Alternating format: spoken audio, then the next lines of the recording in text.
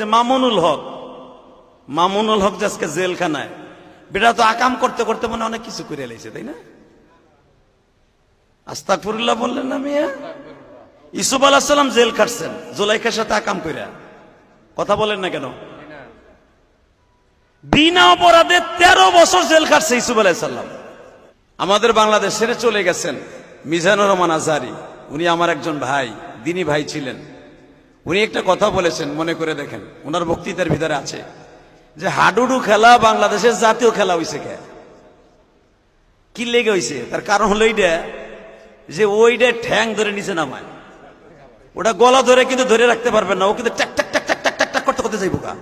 গলা ধরবেন, মাজা ধরবেন, ধরে রাখতে পারবেন না। আর যখন তাজা কোপ দিবেন ঠ্যাং ধরে একটা জাতা কোপ দিয়ে বসাই দিবেন, দেখবেন যে আউলে গেছে আলুর মতো। এই জন্য এটা হাডুডু খেলা।